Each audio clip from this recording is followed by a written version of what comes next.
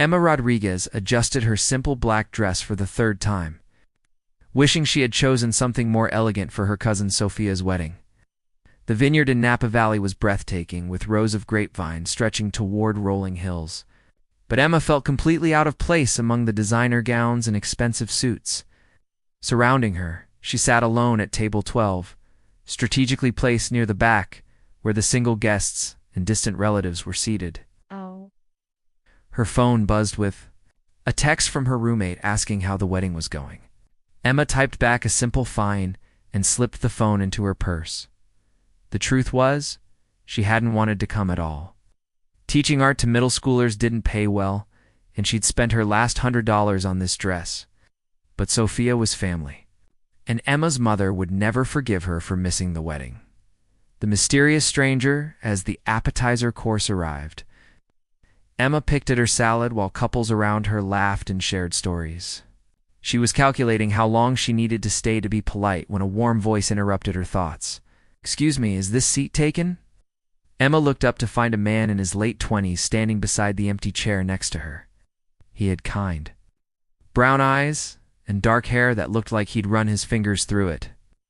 His navy suit was well-tailored, but not flashy, and he carried himself with quiet confidence. "No, please sit," Emma said, grateful for the company. "I'm Emma, James," he replied, settling into the chair. "I have to admit, I was hoping to escape my table. The woman next to me keeps showing me pictures of her cats." Emma laughed, surprised. "By his honesty? That's terrible. How many cats?" 17, James said with a straight face. "All named after different types of cheese." "You're making that up." "I wish I was." Bree is apparently the troublemaker of the group. Emma found herself smiling for the first time all evening. "So how do you know Sophia and Marcus?" "Marcus and I went to college together," James explained. "We were roommates junior year. He's a good guy, even if he did steal my favorite coffee mug and never gave it back." "That's unforgivable," Emma said, playing along. "What about you? How do you know the bride? Sophia's my cousin?" "We grew up together, but we haven't seen each other much lately. I teach art at Roosevelt Middle School, so I don't get too many fancy events." An unexpected connection as the evening progressed. Emma found herself genuinely enjoying James's company. He had a dry sense of humor that made her laugh, and he seemed genuinely interested in her stories about teaching. When she mentioned her student's latest project, a mural about community heroes, his eyes lit up. "That sounds amazing," he said. "Art education is so important. I bet your students love having someone who actually cares about their creativity." "Some days I wonder if I'm making any difference," Emma admitted. "School doesn't have much funding for art supplies, and I end up buying a lot of materials myself. The fact that you care enough to do that tells me everything I need to know about the kind of teacher you are," James said softly. Emma felt her cheeks warm. There was something about the way he looked at her, like he was really seeing her, that made her feel special. The dance, when the band started playing, couples began filling the dance floor. Emma watched wistfully as Sophia and Marcus swayed together, completely lost in each other. "Would you like to dance?" James asked, offering his hand. Emma hesitated. "I should warn you, I'm not very good at this." "Neither am I," he said with a grin. "We can be terrible together." As they moved on to the dance floor, Emma was surprised to discover that James was actually an excellent dancer. He led her confidently through the steps, making her feel graceful and elegant. "You lied," she said, looking up at him. "You're a wonderful dancer. My mother insisted on lessons when I was younger," he admitted. "I hated them at the time, but I'm grateful now." They danced through 3 songs, talking quietly as they moved together. Emma learned that James had grown up in San Francisco, that he loved hiking and cooking, and that he had a secret addiction to old movies. "What's your favorite?" she asked. "Casablanca," he said without hesitation. "I know it's cliché, but there's something about the romance of it all." A moment of truth as the evening wound down. James walked Emma to her car. The parking lot was quiet, with only a few other guests leaving. "I had a wonderful time tonight," Emma said, suddenly feeling shy. "Thank you for saving me from eating alone." "Thank you for letting me escape the cat lady," James replied. "Meh? I hope this isn't too forward, but I'd love to see you again." Emma's heart fluttered. "I'd like that too." James pulled out his phone. "Can I get your number?" As Emma typed her information into his phone, she couldn't help but notice the expensive device and the sleek case. Everything about James suggested he had money, but he'd been so down-to-earth all evening that she'd almost forgotten about their different social circles. "I should probably mention," James said, seeming to read her thoughts, "I'm not exactly what I appear to be." Emma's stomach dropped. "What do you mean?" "I mean, I haven't been completely honest about what I do for work," he said carefully. "Wanted to get to know you without complications." "Complications?" Emma felt her defenses rising. "Are you married?" "No, nothing like that," James said quickly. "I own a company. A few companies, actually. I don't usually tell people right away because it changes how they see me." Emma studied his face in the dim parking lot light. "What kind of companies?" "Technology, mostly. Software development, some hardware." "Mitchell Tech, if you've heard of it." Emma's eyes widened. She had heard of Mitchell Tech. Everyone had. It was one of the fastest-growing companies in Silicon Valley, known for innovative software solutions and a young CEO who preferred to stay out of the spotlight. "You're James Mitchell," she said slowly. "The James Mitchell." "I'm just James," he said firmly. "The same person who danced with you tonight and made you laugh about cheese-named cats." The moment of decision, Emma took a step back, her mind racing.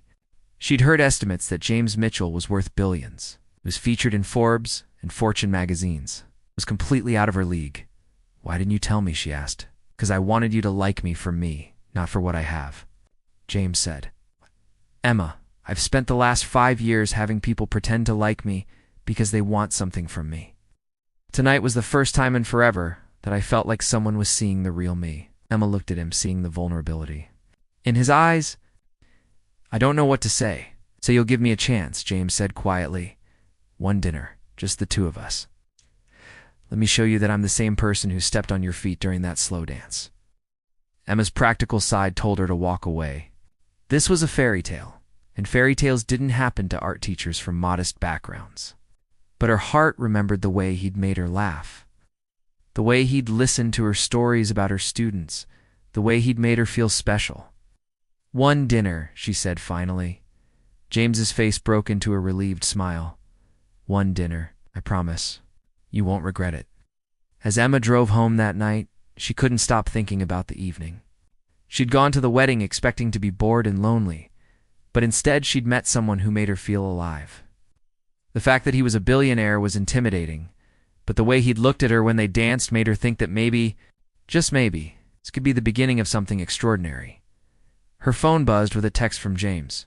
"Thank you for the most wonderful evening I've had in years. Sweet dreams, Emma." Emma smiled as she typed back, "Thank you for proving that fairy tales might actually exist." She had no idea that her life was about to change forever. She couldn't shake the feeling that this was just the beginning of an incredible adventure. 3 days after the wedding, Emma was in her classroom hanging student artwork when her phone rang. She almost didn't answer, covered in paint and glue as she was, but James's name on the screen made her heart skip. "Hi," she said, trying to sound casual despite the butterflies in her stomach. "Hi yourself." James's warm voice came through the phone. "How's your week going?" "Good. Busy. I'm setting up an art show for my students next week." Emma tucked the phone between her shoulder and ear as she continued hanging paintings. "How about you? Running the world?" James laughed. "Hardly. Though I did have 3 board meetings today that made me question my life choices. Listen, I know I promised you dinner, but I was hoping we could do something a little different." "Different how?" "Do you trust me?" Emma paused, considering the question. "I think so. And meet me at Pier 39 tomorrow at 6. Dress comfortably.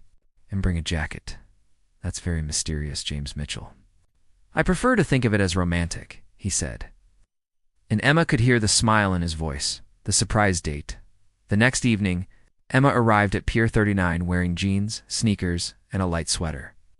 She felt underdressed when she saw James waiting for her, but his outfit of dark jeans and a casual button-down shirt put her at ease. "You look perfect," he said, kissing her cheek softly. "Ready for an adventure? Lead the way."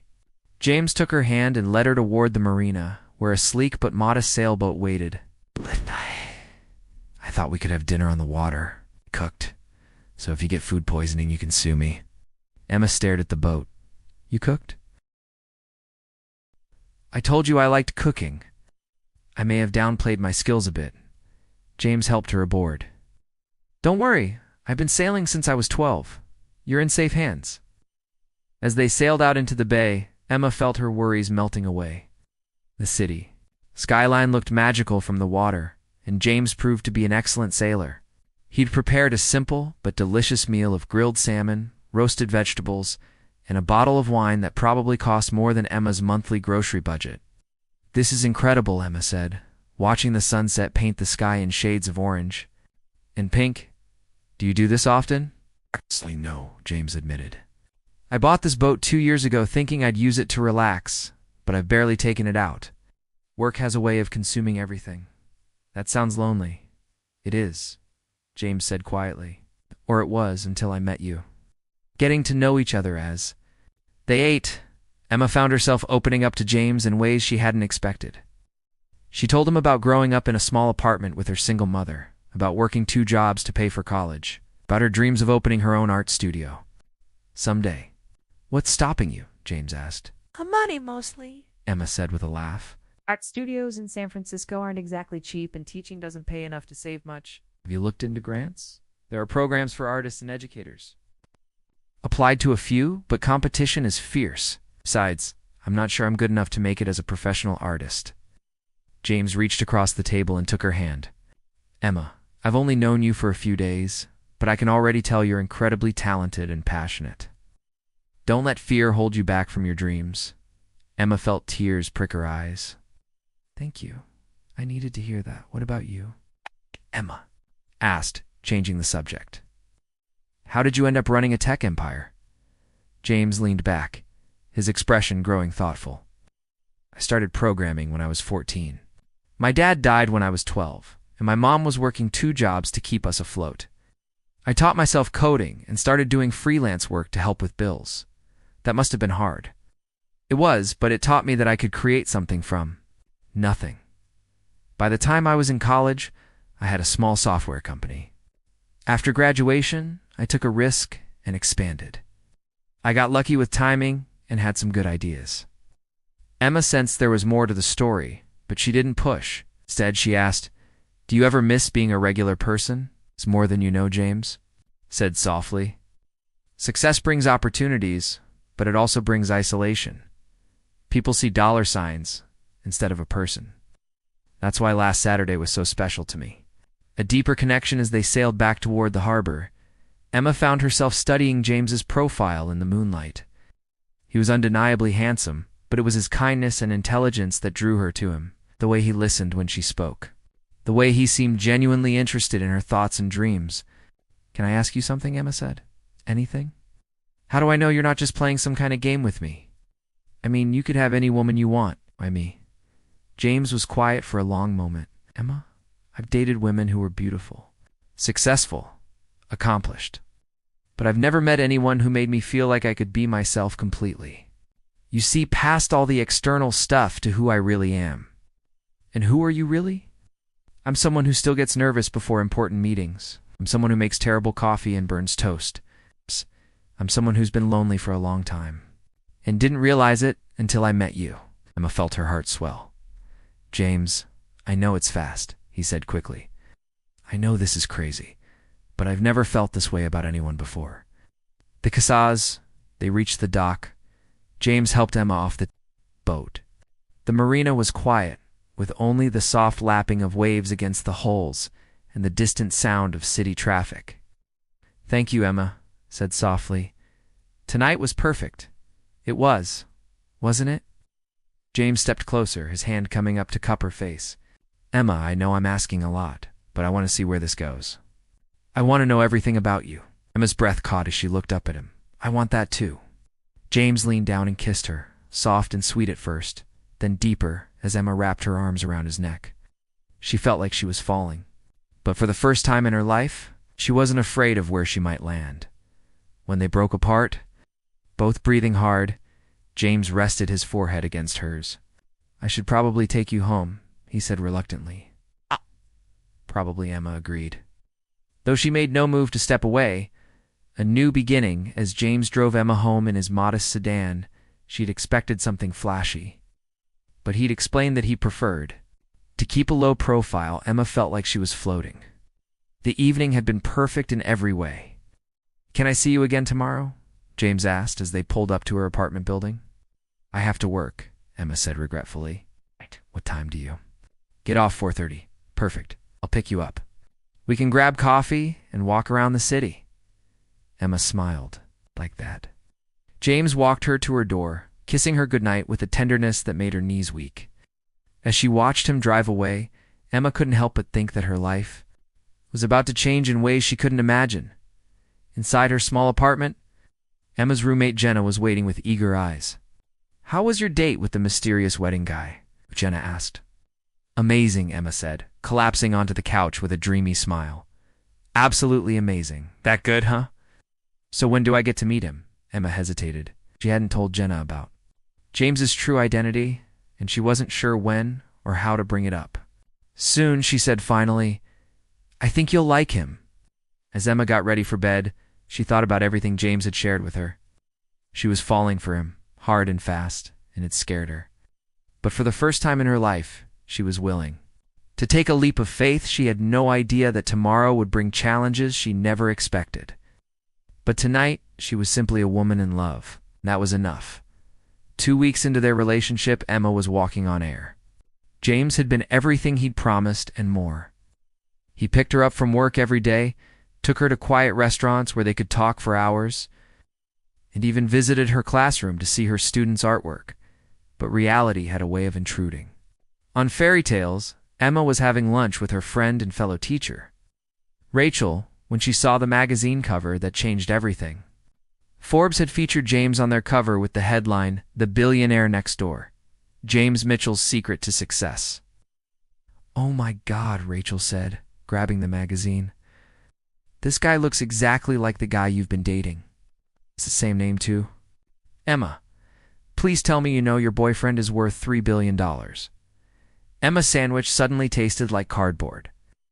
"I knew he was successful." "Successful?" "Emma, he's one of the richest men in America. Nice. He's been on the cover of Time magazine. He has houses in 5 different countries." Rachel flipped through the article. "Listen to this. Despite his wealth, Mitchell remains notoriously private, rarely appearing at social events and preferring to keep his personal life out of the spotlight." Emma felt the walls closing in. "I need some air." That's Evening, when James picked her up from work, Emma was unusually quiet. She waited until they were at their favorite coffee shop before she pulled out the magazine. "Were you ever going to tell me?" she asked, sliding the Forbes issue across the table. James looked down at his own face on the cover and sighed. "I was hoping it wouldn't matter." "Wouldn't matter?" "James, I teach middle school. I buy my clothes at discount stores. I share 1-bedroom apartment with a roommate. You're worth more money than I can even comprehend. Emma, none of that changes how I feel about you." "But it changes everything else," Emma said, her voice breaking. "I've been naive, thinking this was just a normal relationship. But it's not normal. You're not normal. I'm the same person who danced with you at the wedding," James said desperately. "I'm the same person who burned dinner on the boat because I was too busy staring at you. Are you?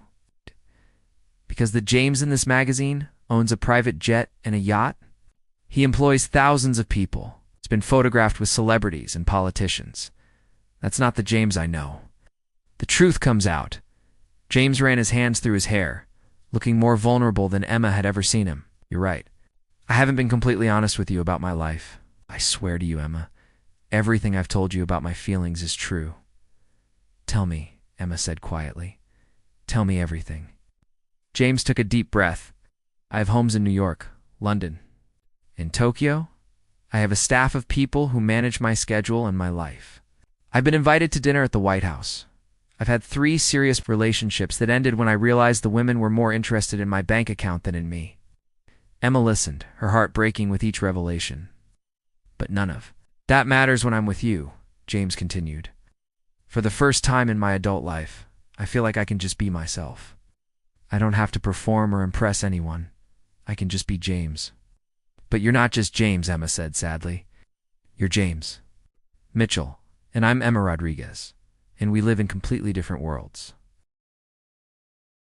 The next morning, Emma woke to find her apartment filled with flowers.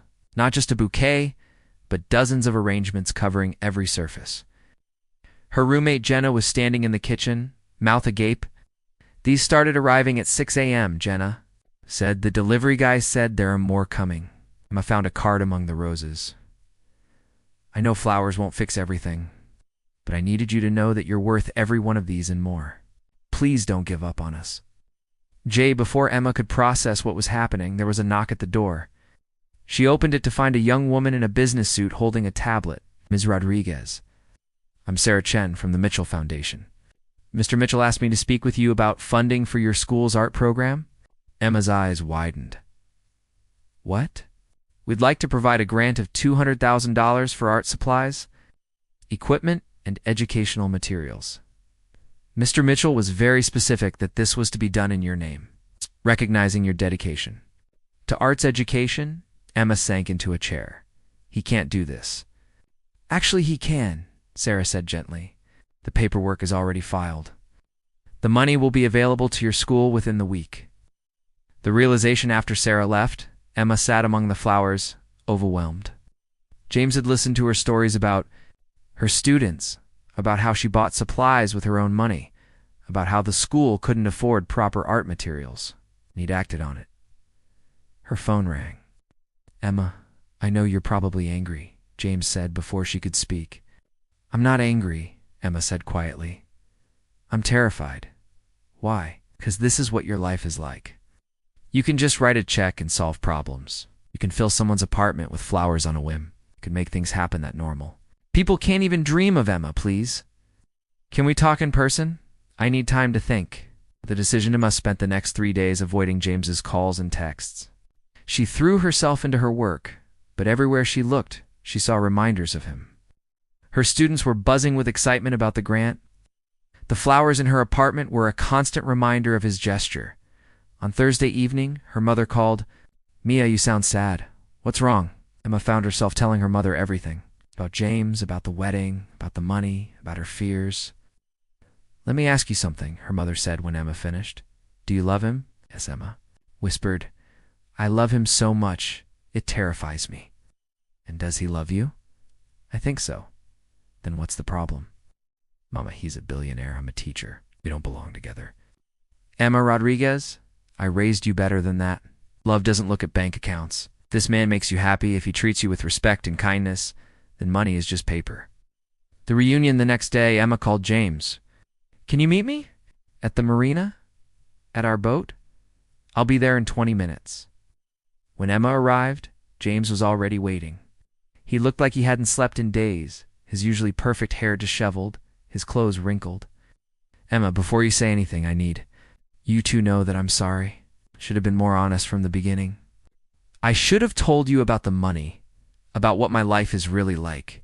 You're right, Emma said. You should have. James's face fell.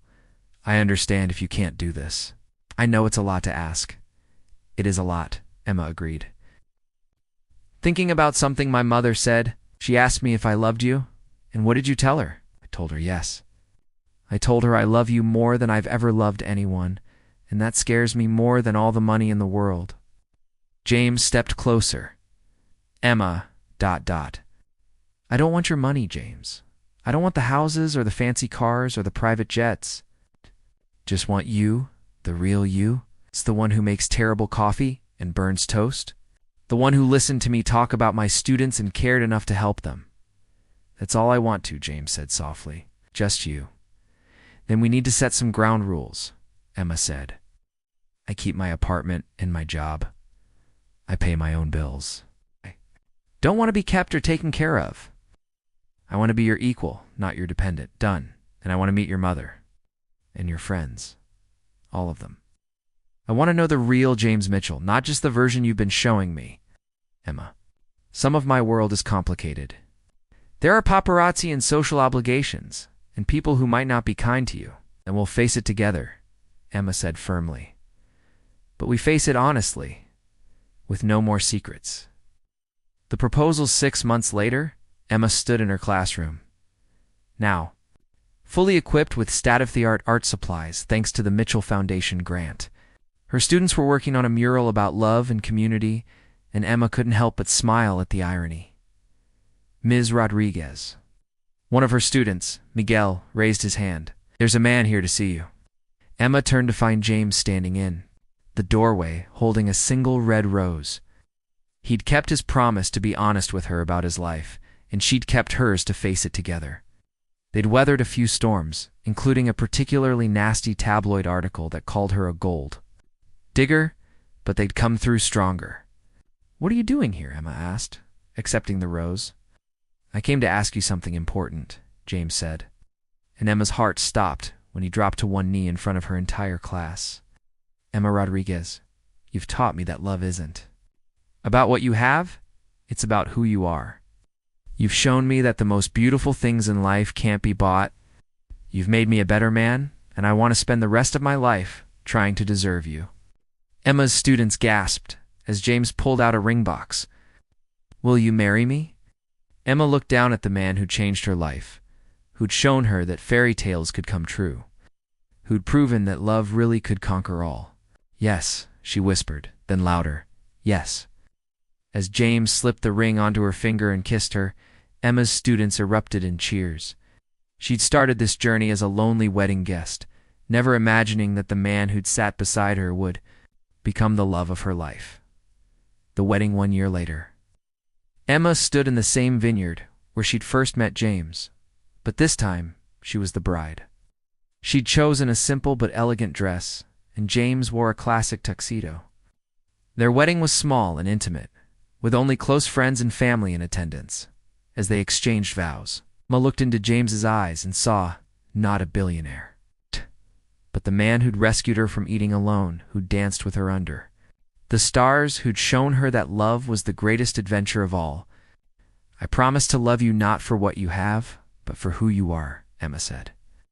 "I promise to stand by you through every challenge, to support your dreams, and to build a life with you based on honesty, respect, and endless love." James's voice was thick with emotion as he spoke his vows. "Emma, you saw me when I was invisible, loved me when I was lost, and taught me that the richest life is one filled with love.